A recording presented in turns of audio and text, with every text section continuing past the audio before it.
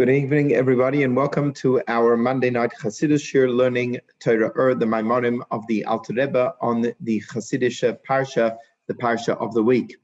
So this Maimer from this week's Torah Ohr is probably, if I could say, my favorite of all of the Maimonim of the Alter Rebbe. I think it's got a very powerful message and a powerful lesson that is so relevant to all of us in our lives and in our avodas Hashem, especially to those who are working balabatim, those people who are engaged in the business world and do not necessarily have sufficient time to be able to study Torah as much as they would like. So I think it's a very powerful Maimer. It's got a very powerful lesson.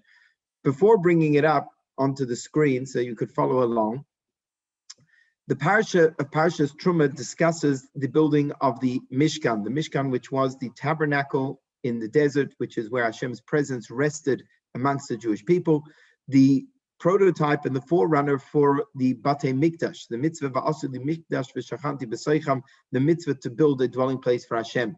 And inside the Beis HaMikdash, inside the Mishkan, there were kelim, there were the various vessels of the divine service, the altar, the shulchan, the menorah. But the first of all of the kelim described in the Torah is the most holy of them all, and that was the Aron HaKodesh, the Holy Ark which housed within it the Luchos, the Ten Commandments, as well as the Sefer Torah written by Moshe Rabbeinu. And on top of that Aron was a kaporos. The kaporos was a solid gold cover, and beaten into that cover, or from that cover, emerged two kruvim, two cherub angels cast in gold with their wings up high, hovering over the kaporos, over the cover of the mizbeach of the Aron itself. And the description in the Torah of these two kruvim is that they were pneihem ish el achiv, that the two kruvim faced one another. And the Maimer, the beginning of the Maimer of this week, revolves around that idea, revolves around what these two kruvim represent on top of the Aron, and what it means that they were facing one another, and what it means that their wings were spread up high. So I'm going to bring the Maimer up on the screen, and before we learn the Maimer, I've actually included a couple of psukim from Shir HaShirim, the Song of Songs, which is the Dibur HaMaschil. It's the beginning of the Maimer, and these psukim are discussed in the context of the Maimer as well.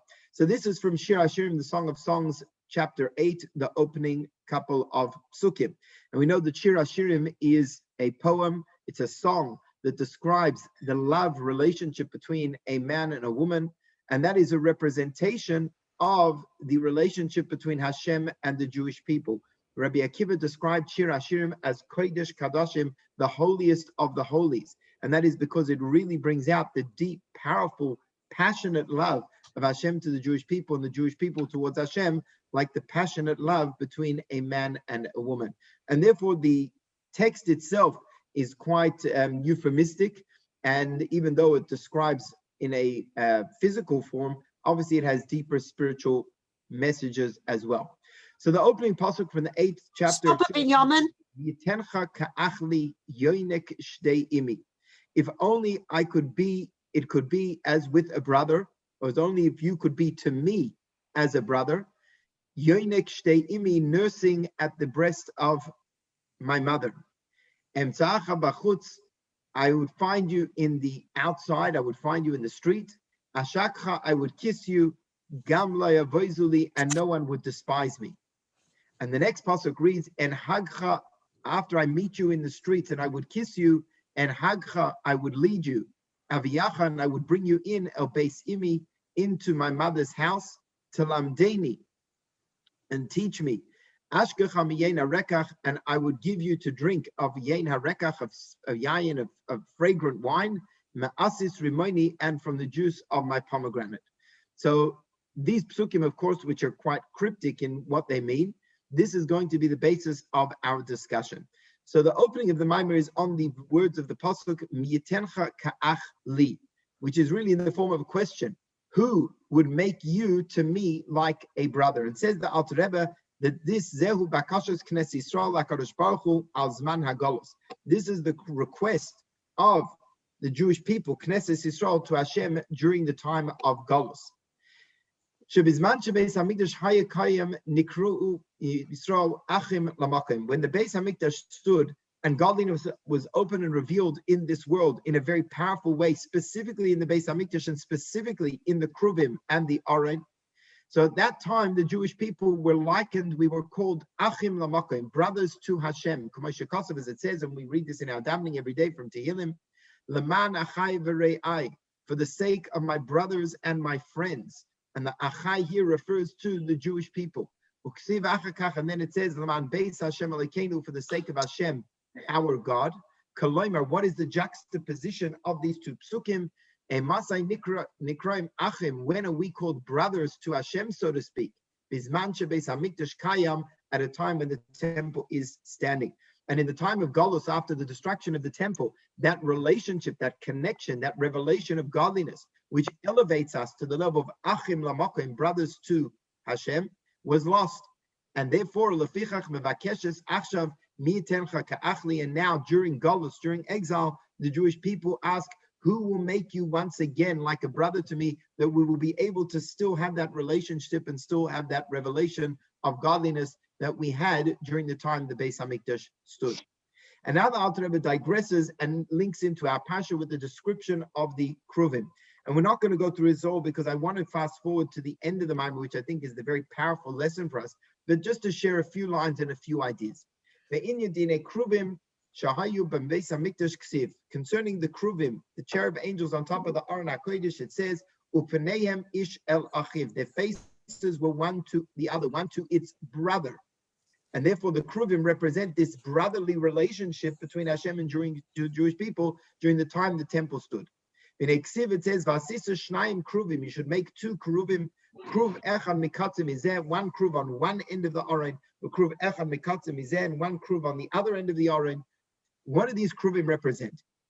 Says the Alter Rebbe, Ve'inyan HaKruvim yuvan apim ma she'am razal chagiga yud gimel beis hainu pnei Kruv hainu pnei Adam ape Rav Rabbi ve'ape Zutri. So the Gemara says, what is the difference between, this is talking about the divine throne, the Merkava, what is the difference between the description in Yechezkel of the face of a man which is on the throne and the face of a Kruv, the cherub angel and the face of a man seem to be the same? And the Gemara answers, one is Ape Ravravi, the Pnei Adam is a large face, and the faces of the Kruvim is Ape Zutri, is a small face. So what does that mean? So he explains, when we say that there's an image of man above, it says on the Kisei HaKavod there's an image of man. We know that Ein Lo Demusa Guf, that Hashem has no body and has no image of a body. So what does it mean when we describe an image of a man up above? And the same question could be asked, what does it mean that we are made in God's image? God doesn't have an image of a man. So Chassidus explains that the image of God, when we refer to the image of man, that refers not to God himself, but rather that refers to the Esses Spheres, the 10 spheres in the world of Atzilus. As we say in our davening on Friday night, Chesed Droya Yemina, that Chesed is like the right hand of the body for giving, for generosity. Gevura is the left hand, which is for pushing away. We have the Chachma Bin and Das, which is like the head, like the brain. We have Tiferes, which is the torso, Netzach Hoid, which are the legs, etc. The Esses Spheres are likened to the body, because just as the limbs of a body contain within them the light of the neshama, so too the 10 spheres are kelim, are vessels for the divine light. And these 10 spheres are connected to the divine names. They are referred to as Raza Deshema Kadisha, the secret of the holy name of Hashem. Now we know when we talk about our names, for example, so a name does not refer to the essence of a person. The essence of a person is beyond their names, and the proof is that when we are on our own and when we're not around other people, we have no need of a name. The name is only for other people to be able to relate to us or us to be able to interact with them. And so too Hashem himself, the Ein Sof itself, is infinitely beyond the divine names, beyond the Sephiros, beyond the divine energies of the 10 Sephirot. They are likened to his name, because through them, that brings down a revelation of godly light that comes down into the world. But just as a person is infinitely beyond their name, so too, Hashem's essence is completely beyond the spheres, even the loftiest of the spheres, which is the sphera of Chachma. And what comes down from the divine light to give life to the spheres, to create the spheres, is only a ray, it's only a ha'ara of the divine light, and that is the divine name Havaya Yud Ke Vav Ke, which shines within the sphera of Chachma. So the primary revelation of the Ein Sof in the Spheros is in the Sphera of Chachma, and from Chachma it then comes down to the remaining 9 Spheros of the world of Atzilus. But again, the Spheros themselves, they are not Hashem himself. They are rather, so to speak, Kalim, tools through which Hashem interacts with the world. Hashem is infinitely beyond the Spheros. Nonetheless, the Spheros in the world of Atzilus are Kalim, are vessels for powerful, lofty, godly light, for the divine name. And therefore it is called Adam, that is referred to as the image of man up above. The Torah is also called Adam, as it says in the Pasuk, Zois HaTorah Adam, Ki Yamus Ba'oil, which Chassidus explains that the Torah is referred to as Adam because the Torah is Oraisa Mechachma Nafkas. The Torah comes from the sphere of Chachma, Chachma of Atzilus, and therefore just as the world of Atzilus, the spheres, starting with the sphere of Chachma is called Adam, the image of man, so too the Torah is called Adam as well. But in Atzilus, that is what we refer to as the Adam Gadol. That is the large face of man, because that is a world which is completely godly and pervaded with the light of the Ein Sof. However, in order to bring that light down to the lower worlds, for the Torah, the way it is in Atzilus, to come down to the lower worlds of Bria, Yetzirah, and Asiyah, which the Alter Rebbe adds in paragraph 9 in brackets, that this is the Torah Shelafanenu, the Torah that we study is the Torah of the world of Bria. Talmud is in Bria, and Mishnah is in Yetzirah, and Tanakh Chumash is in Asiyah. In order to bring the godly light of Torah down to the lower worlds, there needs to be a tzimtzum. Indeed, our sages say that Hashem contracted his Shechina between the 2 poles of the Aron from where he would speak to Moshe Rabbeinu. And it says tzimtzum, he contracted, because in order to bring down the godly revelation of the Torah into the lower worlds, there needed to be a contraction, and that is the idea of the kruv. The kruv, which we said is a small face of a man, represents the contracted light of the spheres, the way they come down into the world of Bria. And the Alter Rebbe then explains that that is the 2 kruvim. The 2 kruvim which were facing each other represent the face from above to below, which is the Hamshacha from Atzilus into Bria. And then we have the facing angel on the other side represents the elevation from below to above.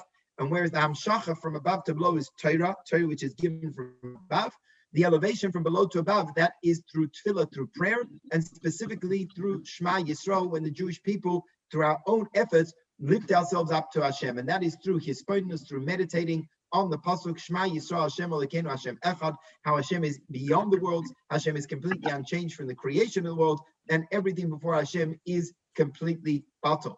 And when we meditate on this, then we will come to a deep yearning for Hashem. And that is why, says the Alter Rebbe in paragraph 11, L'chein nikra Knesset Yisrael Kala. The Jewish people are called a Kala, a bride, because the word Kala comes from the word Kollel hanefesh, which means the yearning of the soul, where the soul has this deep desire to escape the world and to ascend and connect to Hashem. So these are the 2 kruvim, and these 2 kruvim represent the Hamshacha from Atzilus into Bria, Yetzirah, and Asiyah, which is our worldly context. And the other kruv represents the elevation from Bria to Atzilus, in order, as the Alter Rebbe refers to as listakla, but yikara demalka, to gaze on the glory of the King and to connect to Hashem in this deep level. Our eyes are gazing towards Hashem. And this is the idea of the kruvim. The Alter Rebbe then explains what is the metaphor of the wings of the kruvim being spread up above. So the Zohar says that 3 times every day, which refer to the 3 times when we daven, the kruvim would lift up their wings up above as if they are soaring upwards. And that refers to our time during davening, because at the time of davening, that is the time where we are elevating ourselves from Bria, Yetzirah, and Asiyah, the worldly context, to elevate, to connect to Hashem on the world of Atzilus on a deeper level of godly revelation. So the wings, which represent the idea of flight, represents the elevation to the godly worlds. So really what the kruvim and the Aron represents, for our purposes, before we move on to the read inside the Maimer, represents a connection to Hashem on a very deep level, where there is a hamshacha of Atzilus, the lofty godly world that comes down in to be manifest in our worldly reality, in the Beis Hamikdash, in the Aron, in the kruvim, and that it enables us to elevate ourselves and to connect with Hashem on this level of the world of Atzilus as well. And that was all possible during the times of the Beis Hamikdash, where godliness was open and revealed, and specifically, as we said before, in the Kruvim, in the Beis Hamikdash, where Hashem contracted his life. So now we're going to read inside from paragraph 16, and we will move ahead from there. Avo. Once the Beis Hamikdash was destroyed and the Kruvim, the Ark, was hidden, we know that before the destruction of the first temple, the Aron HaKodesh and the Kruvim were hidden in tunnels below the Beis Hamikdash, so they would not be taken captive when the Jewish people were sent into exile. So now we no longer have the Kruvim in a revealed sense. And therefore, we no longer have this effect of the panim, the Kruvim, which are called Pneim Ish El Achiv, this relationship of brotherliness, of connection to Hashem on this deep level. And therefore, we have the pasuk, Mi Yitencha Ka'achli, the Jewish people ask Hashem, who will make you to me like a brother once again, Shahai Bizman Beis Hamikdash, the same as it was when the Beis Hamikdash was standing. When we were like brothers, where our faces, so to speak, were one to the other. There was a hamshach of godliness from above to below, and we were able to elevate ourselves from below to above. And the answer of how we are able to achieve that with the destruction of the temple, where we can no longer go and experience that in a real, tangible way. The Alter Rebbe says, do you want to know how we are able to attain and retain that connection on the level of Achim to Hashem, even in the times of the Churban, the destruction of the temple? It is every time we study Torah. As our sages teach us, from the time the temple was destroyed, Hashem only has the Dalad Amos of Halacha, which means that in the very same way, Hashem's presence was open and revealed in the Beis Hamikdash when it stood. Now, once the Beis Hamikdash has been destroyed, where is Hashem's home? Where is Hashem found? Where is this connection achieved? In the Dalad Amos of Halacha, in the study of Torah. And this now leads us to the continuation of the psukim in Shir Hashirim. V'zeu yoinek shtei imi, suckling from my mother's breast. Shu b'chinas Torah sheba'al peh. What is the metaphor of the breast milk of one's mother? That is a metaphor for the Torah sheba'al peh. Shu b'chinas gilui chachmasu ritzoni yisparach mamish. Because what is Torah sheba'al peh? Torah sheba'al peh is the revelation of the chachma and the ratzon of Hashem in a revealed way. In Torah, there are two parts. There's the Torah Shebichsav, the written law, and the Torah Sheba'al Peh. The Torah Shebichsav is the masculine dimension of Torah. That is referred to as the Musar Avicha, the father element of Torah. Whereas the Torah Sheba'al Peh, that is the feminine, that is the mother dimension of the Torah. Because what is written in the Torah Shebichsav in a very concise form and only in a hint, so the Torah Sheba'al Peh will develop that in greater detail. For example, the mitzvah of Shabbos. The Torah says simply, Lo yisaseh malacha. On Shabbos, you cannot do malacha. What's malacha? What is defined as malacha? How does one violate malacha? That is not discussed in the Torah. That is all found in Torah Sheba'al Peh. When we talk about tefillin, the Torah Shebechsav says very simply, you shall bind them as a sign upon your arms and between your eyes. That's it. What's the sign? The fact that tefillin are square, that they have black leather straps, that they have the 4 parshas inside of them, that is all written in Torah Sheba'al Peh. So the Torah Sheba'al Peh is what reveals the Ratzon of Hashem of the mitzvahs. V'zeu shenikra Torah chalav, and that is why the Torah is likened to milk. As it says, L'chu shivru yayin v'chalav, go and purchase wine and milk, which is a metaphor for Torah, as is wine. What is the metaphor of milk? When a baby is born, the baby is small. The baby is in a very infantile state, both physically and also in terms of their capabilities. But through nursing in the first 2 years, when a baby nurses from its mother's milk, that is the most rapid period of growth and development that we will ever go through in our entire lives. And by nursing from this milk from the mother, misgadlim evarav, it causes the limbs of the baby to grow. And it also helps to develop the mind and the intellectual capabilities of the baby, of the child as well. And that's why during this period, when the child is nursing, that is when a child develops its most important cognitive skills, such as being able to speak, to communicate, and be able to work. And just as that is true of milk in a literal sense, so too the Torah, which is likened to milk, does the same in a spiritual sense, in paragraph 18. וכך הנשמות קודם בואי לעולם הזה היה בתחילה בבחינת עיבור, בבחינת מלכוס אימתתה. That before the neshama, when the neshama comes down here into this world, it comes through a journey through Seder Hishtalshalos. And before coming to this world, that is likened to a pregnancy, to a gestation, where the neshama is in a state of ibur in the sphere of Malchus, which is like the mother's womb up above. And that is what it means that by the life of Hashem who I stood before, that refers to the neshama prior to coming down into this world. So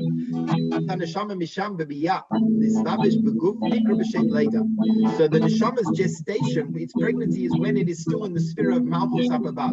That as the neshama comes down into Bria, Yitzir, and Asiya, the lower world, that is like the birth of the neshama.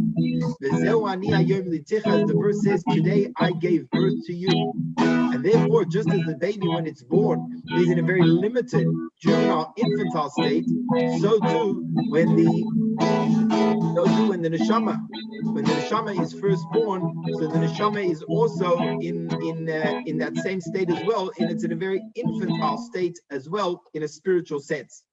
And therefore, when it comes down into this world, the neshama is incomparable to the way it was up above. Yet, when the neshama learns Torah down here in this world, nikra chalav, the Torah is called milk because it nourishes the soul. Just as the body has 248 limbs, so too in the counterpart, the soul has 248 spiritual limbs. Shehem tes spheros tes pamim tes. Elsewhere, the Alter Rebbe explains that these are the 9 spheros, not including Malchus, and each one comprises of 9. And therefore that gives us 81. And because each sphere has rosh, toich, soif, beginning, middle, and end, that is 81 times 3, which is 243, plus the 5 chassadim, which cause the spheres to develop and grow, comes to 248. But the point being is that the chalav of Torah, the Torah nourishes the soul and causes the soul to grow and to develop even down here in this world after it has been born. And that is why our sages tell us that when fortunate is the one who comes to Gan Eden, the neshama which comes with their Torah learning in their hand, because because it is through the Torah that we learn in this world that the neshama is able to grow and develop and reach a far higher level, even higher than the neshama was on before coming down into this world. Which is like birth, and when the neshama is born like a baby, it's on a lower level. But through the Torah that we learn, we grow, and the neshama is able to reach higher levels than it previously was at. By nursing at the breast of the mother, which represents Torah Shabbat Peh, that causes a great growth and spiritual development for the neshama. And that is referring to the neshama itself. But in this pasuk in Shir Hashirim, we say, who would make you like a brother to me, that we are both nursing from the breast of my mother? What does that mean for Hashem? I understand that the Torah causes the neshama to grow and develop. That's the idea of the metaphor of milk. But what does that mean for Hashem? How could we describe Hashem as being like a brother nursing from the same milk? And again, the milk represents our study of Torah, specifically Torah Shabbat Peh. How does that nourish Hashem? And we can understand this based on that which it says in the pasuk, Roya Yisrael uksiv achoisi rayasi pirush parnasasi. That Roya Yisrael, which means the shepherd of the Jewish people, but a Roya, shepherd, is one who sustains and provides nourishment and food for their flocks. And so too, Hashem refers to the Jewish people as Achoisi, my sister, Rayasi, and what is my Rayasi, my shepherd?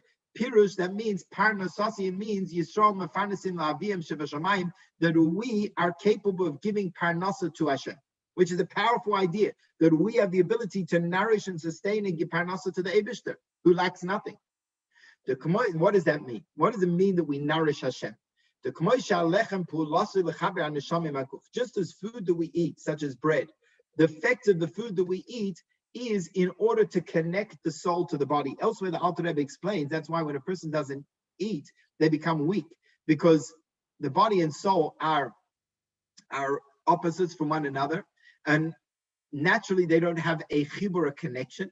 And therefore, if we don't eat, and the food that we eat is what actually unites and connects the body and the soul into the body. If we don't eat, so then they become separate. The neshama is no longer revealed within the body to the same extent, and that's why we get tired and that's why we get weak.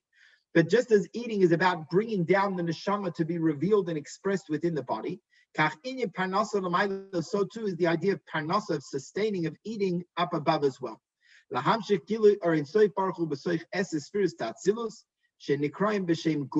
We explained at the beginning of the Maimer that the image of man above refers to the spheres of Atzilus. That is like the body, so to speak, of Hashem, even though we say Hashem does not have a form, does not have a body, but that is the 10 spheres. And the soul, the neshama of that body is the godly light of the Or Ein Sof, which shines into those 10 spheres. And just as the food, the idea of parnasa, is about drawing down the neshama into the body in a way that it's connected there, so too, through our Torah study, we draw down godly light, the Or Ein Sof, into the 10 spheres of Atzilus. The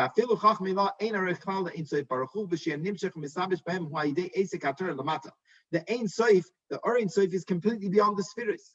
And therefore, what causes the revelation of the Or Ein Sof within the spheres, that is through our Torah study, and that is what it means that Hashem, so to speak, is also nourished by the milk of the mother, that Hashem's light is drawn down into the spheres of Atzilus through our Torah study. Okay, let's move down. We're going to jump to paragraph 23. And why does the verse say, so that's milk, but why specifically does it mention the breast of the mother? Why the feminine? That is Torah Shabbat, whereas we know the Torah Shabbat is, in some way, it's much more lofty and holier. The written law, the Torah Shabbat, as we mentioned earlier, is called Musar Avicha. It is the instruction of your father, the father dimension of Torah. The Torah Shabbat Nikra Torah Imecha, whereas Torah Shabbat is referred to as Torah Imecha, the Torah of your mother, the mother dimension of Torah. This is going to draw down on the relationship between mother and father in the conception of a child. That the father is Mazriya Atipa. He gives a tiny, tiny drop, a seed. But the real development of that seed to become a fully developed child, that is what takes place in the womb of the mother. So the father's contribution is very, very small. And therefore, that is like Torah Shabbat, where we said everything is only in a state of remez. It's only hinted to. Like tefillin, like Shabbos, any other mitzvah, it's only hinted to.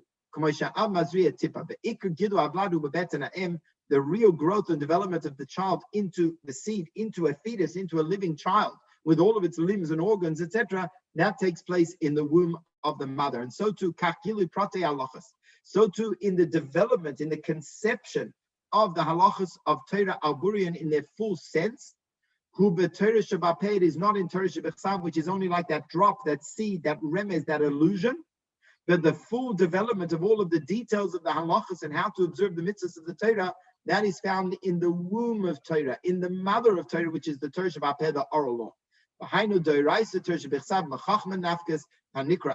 Because the Torah Shabbat comes from the sphere of Chachma, which is referred to as Abba, the father.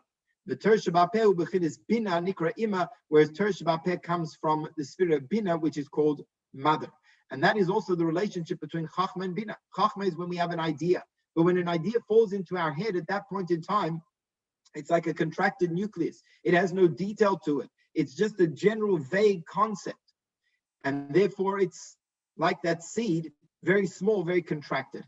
Whereas the mind of Bina, which is the analytical mind, is where we start to develop that idea. We start to expand it in breadth and depth, in all of its details and specifications. And therefore, Bina is the feminine dimension that is likened to the Ima, to the mother. The Hine says the Alter Rebbe in paragraph 24, Iker his Golus hatainug ma'aseichu hu b'Bina.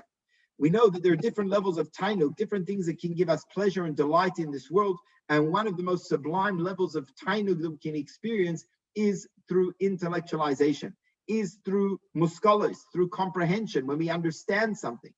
But in order to experience tainug, the true experience of tainug from intellectual pursuit is specifically in Bina. Only when you understand something in its fullness, in all of its details, in its perfection and totality, then we can experience tainug. Whereas when something is only vague, like in Chachma, and yet undeveloped, at that point in time, we cannot have true tainug. And so too, the true tainug comes from Bina. The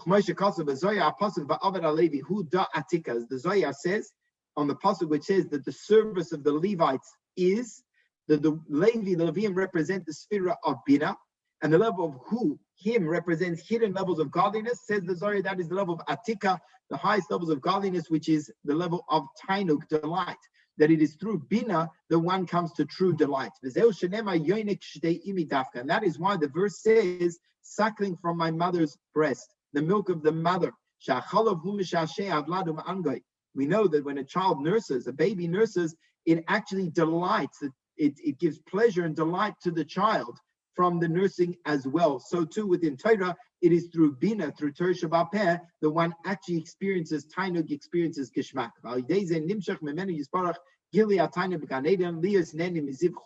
And through this, because Bina, through Torah Shabbat Peh, we are able to draw down Tainug. That is what draws down the pleasure and delight into Gan Eden, when the neshama, after 120 years in this world, will be able to take delight in godliness. Hashem himself comes to take delight in the tzaddikim in Gan Eden, to bring delight to the tzaddikim. All of this is achieved through our study of Torah. Whoever learns Torah every day is guaranteed that they will come to Olam Haba, because Torah Shabbat Peh, generates the tainug, the spiritual pleasure of Olam Haba. So that is how things are supposed to be. That during the time of Golus, where we no longer have the revelation of godliness in the Beis Hamikdash, where we no longer have the Kruvim, which represents the Achim, the deep connection of Pneim Ish El Achiv, face to face. Nonetheless, where are we able to achieve that even now during Golus? Yoinek Shtei Imi, through nursing at the breast of the mother, which represents the study of Torah Shabbat Peh. Then when we study Torah Shabbat Peh, we once again become like brothers with Hashem. That not only is our soul nourished and the soul develops, but also it adds extra godly light into the spheres up above, and it generates a deep level of spiritual tainug, of spiritual delight. And therefore, based on this, the more a person learns Torah in this world, the greater and deeper spiritual experience and connection they're going to have. Which then beckons the question is that not all of us have the fortune to be able to sit and learn Torah all day, or even to be able to learn Torah as much as we would like to learn. So what is the answer for the Baal Asek? We know the Jewish people historically have been divided into Yisachar and Zvulun. Yisachar are the full-time scholars of the Jewish people, and Zvulun are the business people. So this, until now, has been discussing the study of Torah, which pertains far more to the Yisachar. But what about the Zvulun? What about the Balei Asakim? What about the business people? So now we move on to our next part of the Psukim in Shir Hashirim, where it says, Emtsa'acha bachutz, I found you on the outside. What does it mean, I found you on the outside? So there's outside and inside. Inside represents inside the tents of Torah study. That represents those who are engaged in the study of Torah. Whereas the outside represent those who find themselves out there in the world, find themselves out there in the CBD, out there in commerce, out there in the business environment, outside of the protective walls of the Beis HaMedrash. And nonetheless, Hashem says, Emsacha b'chutz kaya balei asakim, that is referring to the balei asakim, to the business people.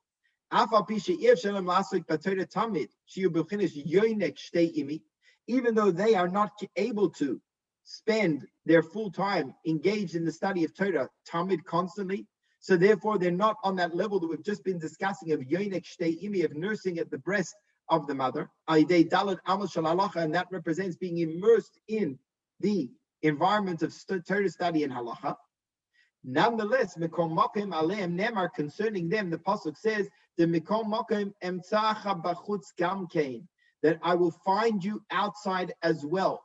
That even the avodah which is done on the outside, the avodah of the business people, the avodah of the Zavulun, so too I will find you there as well. That they too, even in Golus, can attain that level of connection to Hashem, which is like brothers.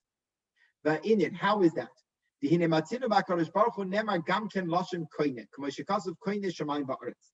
We refer to Hashem as the one who created heaven and earth, but we use the word koine. Koine literally means to acquire. In Pirkei Avos, we say Hashem acquired 5 things, and one of them is heaven and earth. What does that mean that we say Hashem acquires?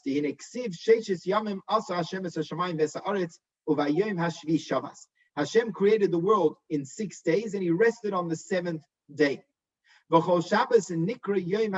ever since the beginning of creation, every Shabbos, every since, we refer to as the Yom HaShvi, the 7th day. And the Alter Rebbe asks the question is, how can we call it the 7th day? We're in now paragraph 26. No, actually, let's go back up. 20 in paragraph 27. Shabbos nikra Yom HaShvi, Shabbos LaHashem, and that is called Shabbos. How could we call our Shabbos now the 7th day? There have been tens and tens of thousands of days since the beginning of creation, and therefore now this Shabbos is not day 7; it's day 35,000 and whatever it is, or whatever the calculation would be. And until this Shabbos, it's been many, many days. Therefore, why do we call Shabbos the 7th day? So we're going to understand on a deeper level, when it says that Hashem created the world in 6 days, on a deeper level, this refers to the 6 spheres.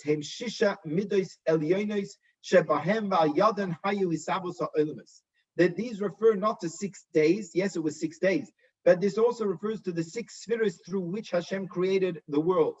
On the first day, Hashem created light. Light is an expression of the midah of chesed, of kindness, of giving.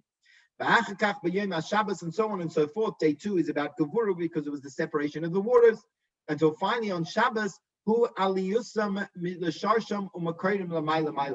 explained at the beginning of the Maimer that for Hashem, so to speak, to bring his light down into the 6 spheres is a yerida. It's a process of descent because Hashem is beyond the spheres. Nonetheless, when it comes to Shabbos and the creation is finished, there is an elevation of all of the worlds back up to their source beyond the spheres. The Kachul Gamken b'chol Shabbos for Shabbos, and the same happens every week, every single Shabbos. That during the 6 days of the week, what happens is that the spheres of Atzilus, via Malchus, comes down into the low worlds of Bri, Yetzirah, and Asiya for the purpose of Birurim, of refining the sparks of holiness within the created worlds. But then comes Shabbos, the spheres become elevated and all of the worlds become elevated to a higher plateau. And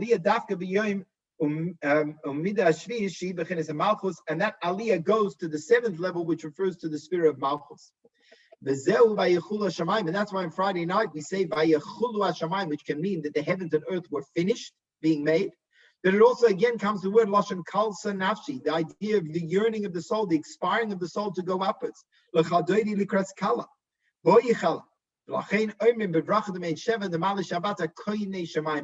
is what it means that Hashem acquires heaven and earth. It refers to that process of the elevation of the heaven and earth on Shabbos that goes back up to the jurisdiction of Hashem, so to speak, to the world of Atzilus and beyond. And therefore Hashem is koine, he acquires heaven and earth when it becomes elevated. That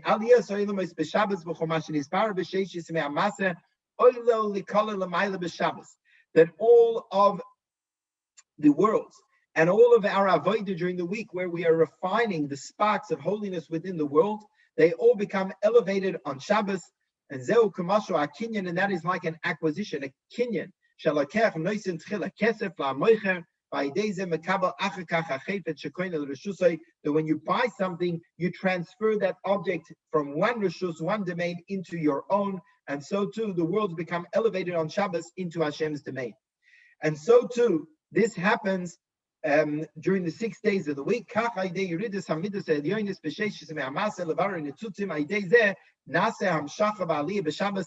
causes the elevation on Shabbos, and that is the kinyan for Hashem. And the Alter Rebbe says that was the same about the descent, meaning that the purpose of the descent is for the elevation that comes afterwards, and that elevation brings with it all of the sparks that have been refined. Just as the descent of the Jewish people in Egypt was in order that they should elevate and bring out with them the sparks of holiness. In paragraph 32 says the Alter Rebbe, now we're addressing the business people. In the Shema we say that you should go and gather your grain. What does it mean to gather? When you gather things which are dispersed and you bring them into a collected state of oneness. And that is the asfal of chinas echad, to bring the grain, to bring all of our engagements in the physical world, those sparks of holiness, and to bring them to the echad. And that is v'ahavta, the echad of Shema, and v'ahavta, tahainu. She'oisik b'masu mato l'farneses atzmoyu beisoi. When we go out into the world and we engage in business, and it's for the kavanah that we should be able to support ourselves and our families. Shezeu Yerida, it's a descent to go out into the world, to go out and get involved in business, to get out involved in physicality, in the pursuit of money, etc. That is a Yerida, it's a descent for the soul. But as we explained, the descent is in order to come to a greater elevation afterwards, and that takes place that through the parnasa that we earn, we eat, and with the strength of the food that nourishes our body, we then go and daven with kavanah. We say echad, v'ahavta, we say Shema Yisrael Hashem Hashem echad, v'ahavta, and when we say those words, v'limser nafsha be'echad, as it's brought down in halacha, one should have in mind that we are literally giving up our lives to Hashem for His oneness.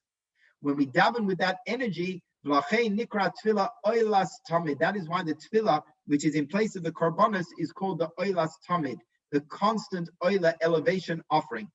And that comes from the word aliyah. Aliyah sinitutus l'mayla, because when we do that, when we daven with the strength of the energy from the parnasa that has sustained us, then we elevate all of those birurim from our engagements in parnasa in the physical world. They all become elevated through our prayers. And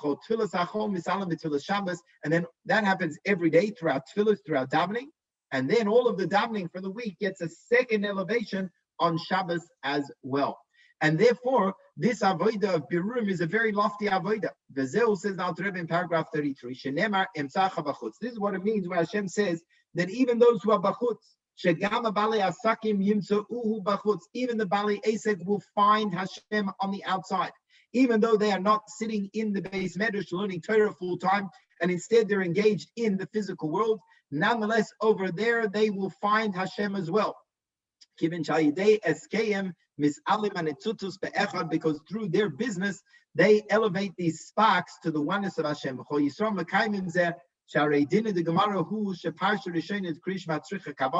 And every Jew certainly does this, because the first Parsha of the Shema we have to say with Shema. Well, the Divra Akol pasuk Rishon, and at least the first pasuk of Shema needs to be said with kavanah. And that kavanah is to completely dedicate ourselves with Mesiras Nefesh to the oneness of Hashem. And every single Jewish person, the scholar and the business person alike, have this level. Even the Kalsha B'Kalim, even those who seem to be spiritually the lowest of the Jewish people, are capable of being Moiser Nefesh, sacrificing their lives for Hashem. And when they do so, when we do so, we elevate all of the sparks from all of our involvements in the world and elevate them to Hashem. In paragraph 34, Imkain, if so, this business, just as we call Hashem the one who acquires heaven and earth, because the spirits come down into the world of Bria Tirasir and then become elevated upwards, so too we, through our going down into physicality, into business, into commerce, into the world, we then elevate these sparks up to the oneness of Hashem. And therefore, even those people who are involved in business can attain this level of being achim lamakom, being brothers to Hashem, even in a time of Golus. Furthermore, Adrab, on the contrary, Bahem Nema, over here, concerning the ones on the outside, the emsacha b'chutz, the pasuk continues, Ashakcha, that I will kiss you. Ashakcha, I will kiss you. And what does that mean? Bechinas nishikin. And Kabbalah talks a lot about the power of kissing, who is tabkutz rucha barucha, which is the idea of cleaving spirit to spirit, which means that dafka, the business people, dafka, those who are involved in parnas in the physical world, when they do so for the purpose of birurim, and when they daven then with kavanah to channel that all upwards, then they merit to have a deeper relationship with Hashem, which is like kissing, which is cleaving spirit to spirit, breath to breath. And that is through their prayers, which has to be done in a way where they need to push themselves, and that is because the advantage of light comes dafka through darkness. Those who are sitting and learning Torah, those who are inside, so to speak, they don't know from the darkness and physicality of the world, and therefore they only have light. But the greatest light comes from the transformation of darkness, which represents the elevation of the sparks from engagement within the physical world, which is dafka through the Balei Asik, the business people, and that is why they're able to attain this deeper level of neshikin, of kisses. They draw down from such a lofty level, and we can only describe the revelation of this lofty light that they generate through their avodah with the term kissing. When you kiss someone, when you kiss your child, it is because your feeling of love is so powerful, you can't express it in words. And you just want to grab them and kiss them. That kiss, therefore, represents a more powerful emotion, and so too, it is the Balei Asek, the business people, through their avodah in the world, through their birurim, that they are able to reach this level of neshikin with Hashem. And then we move on to the continuation, the next pasuk, in pasuk base, where it says, "En hadcha," that I will lead you, aviyacha, I will bring you in, el base imi, into the house of my mother. Now we already explained that the mother is a metaphor for Torah Shabbat Peh. So all of a sudden, we're talking about the Balei Asakim, the business people, the ones who are emtzacha b'chutz, who we find on the outside, and now it's talking about coming into the base imi to study Torah. Torah, this refers to Torah. Ki gam ba'al esek tzarich likvaya itim l'Torah. Even the businessman who is not learning Torah full time has a halachic obligation to make kviyas itim, to have set times for the study of Torah. Even though the business person's main avodas Hashem is through their actions in the world and through tzedakah and the like,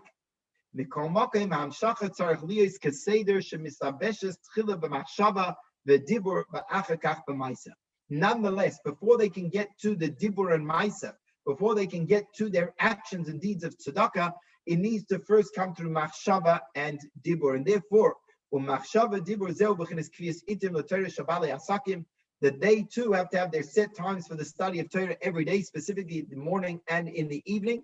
And that is the machshava and dibur that prepares them and strengthens them to then go out into the world of maisa, the world of action, for their main avodah in this world, which is the avodah birurim and the avodah of tzedakah. And then the Alter Rebbe adds, the ikar gili neshikin wa'idei kviyus itim l'Torah. And the main level of neshikin, the main level of this kissing, which represents the greater level of godliness which is revealed to the business people, is not so much for their avodah of birurim in the world or their tzedakah, rather it's for their kviyus itim l'Torah, the time that they set aside time for learning Torah. And therefore, in paragraph 37, concerning the Balei Torah, which means the Yisachar, the ones who are learning Torah constantly, the verse says, Yoinek shtei imi shaloshan timidi. The word yoinek, to nurse, is in present tense, which means it's constant, perpetual, and ongoing. Because the Balei Torah, the ones who are learning Torah full time, they are constantly nursing from the Torah. They're constantly connected. The key, why? Because the pasuk says, you have to toil in Torah day and night. But concerning the business people, the pasuk says, they don't learn Torah full time, rather they have to set fixed times each day for the study of the Torah.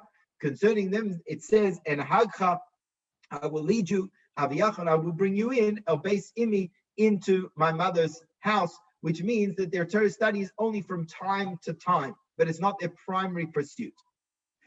Furthermore, and hagcha means that I will lead you, which means I will draw you down. When we refer to Hashem as you, as opposed to any of the names of Hashem, we are referring to Hashem beyond his names.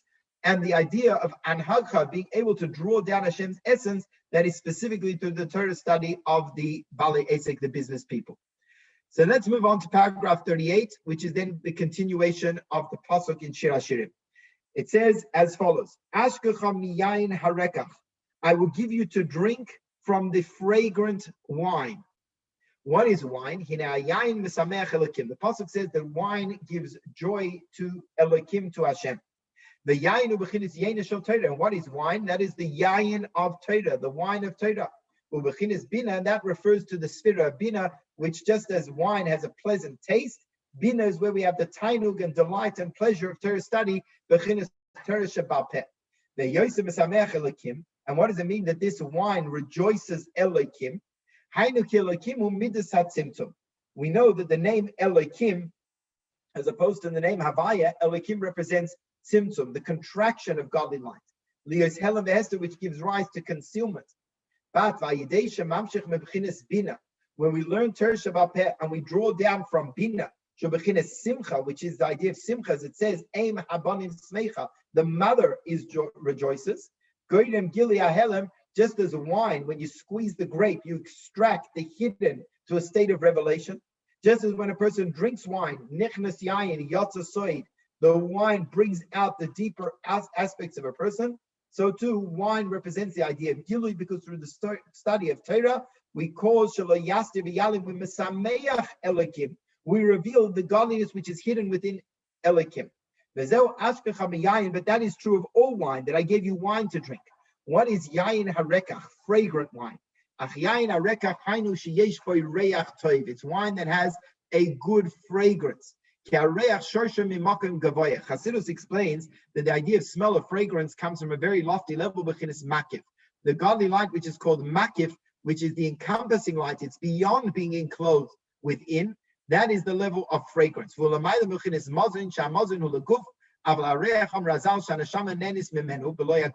On Motzei Shabbos, we smell besamim because that is to allay the neshama on the departure of Shabbos. Because besamim is something which only the neshama benefits from, whereas food and drink, that is something which the body benefits from.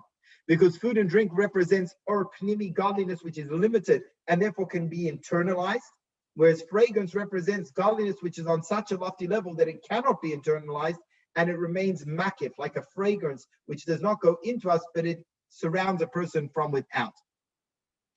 Because it's a lofty level of pleasure, of delight that cannot be grasped within kelim, and therefore it represents makif. And here I think is the most powerful few lines of the Maimon. This is the advantage of the set times of Torah study that is made by a business person. And in this, it surpasses the full-time Torah study of those who are learning Torah. Because for the Baal Asek, the business person, to learn Torah, it takes greater iskafia, even though they're learning less and it's only one shir at night, but it comes with iskafia even more so than those who are learning Torah full-time, the Yoshvei Oyalim. Because when you come home from a day at work and you've got all the worries on your head and you're exhausted and you just want to relax, and you nonetheless pull yourself out to attend the shir, that is iskafia. You got to push yourself. You got to force yourself. It takes effort. Whereas the Yoshvei Oyalim, who don't have other responsibilities, and their whole daytime pursuit is to sit and learn Torah without any worries in the world, it doesn't take the same level of effort. It is because of the effort that gives the advantage to the Torah study of the Baal Asek. Akei nikra Asek Torasam yayin arekach, and that is why it is called fragrant wine, the Torah study of the business people. A strong fragrance comes from something which is charif, something sham, like a sour apple generates a strong fragrance, like a strong chili generates a strong fragrance. The more sour or the more spicy something is, the greater its fragrance is going to be. And the idea of spicy or sour represents the iskafia, how the Baal Asek, the business person, has to force themselves and schlep themselves and push themselves and overcome themselves in order to be able to study Torah. But dafka, that is what generates the greater fragrance. Even though wine is pnimis, it's something which we internalize, and therefore it's connected to godliness that can be internalized. But this wine, the wine which represents the Torah study of the business person, has the added dimension of reyach, which is the makif, godliness, and tainu, which is of such a sublime level that it cannot be contained within kelim. Now, that all assumes that we're talking about a Baal Asek who is capable of learning Torah. But what about one who cannot? What if a person, for whatever reason, is not capable, not able to learn Torah and set times for Torah study? Either because they're so destitute that they literally have no time to do so, or they might not have the kishroiness, they might not have the intellectual capabilities of doing so. Nonetheless, they too are not left out of the picture. They too have the ability to connect to Hashem in this way of achim lamakoim. And that is, I love Nema, the conclusion of the Pasuk says, Ma'asis rimoini, I will give you to drink from the juice of my pomegranate. Al derech maimer azal, like our sages say, Al Pasuk kapela harimin rakasech. The Pasuk in Shir Hashirim says, like the pieces of a pomegranate are your temples. Shafilu, and Chazal explain on this verse that the word rakasech, which means temples, is related to the word reik, meaning empty. Shafilu reikanin shebacha, that even the empty ones from amongst you, malayim mitzvahs karimin, are filled with mitzvahs like a pomegranate. When we talk about the empty Jews, we are not, God forbid, talking about sinners. We're not talking about rebels. We are talking about Jews, Amaratzim, simple Jewish people who are not capable of learning Torah necessarily. Nonetheless, what they do have, and they have in abundance, they're filled with, is mitzvahs and derech eretz of good mitzvahs. Just as Torah study of the Baal Asik, the Torah study of the Yoshev oil generates tainuk from above, a revelation of godly delight, and just as the Torah of the business person and their avodah birurim generates tainuk elyon, so too the mitzvahs of the simple Jews also arouses a tainuk elyon from above.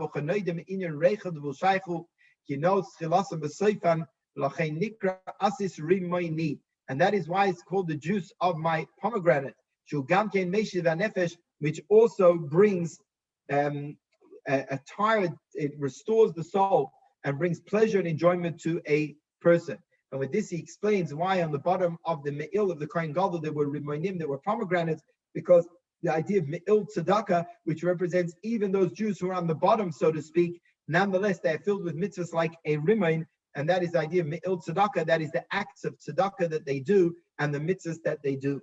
Just to conclude with a short story on this idea of the rimoin. So when the Gemara says that even the reikanin shebacha, that even the empty ones amongst you, the poisha Yisrael are malay mitzvahs karimoin.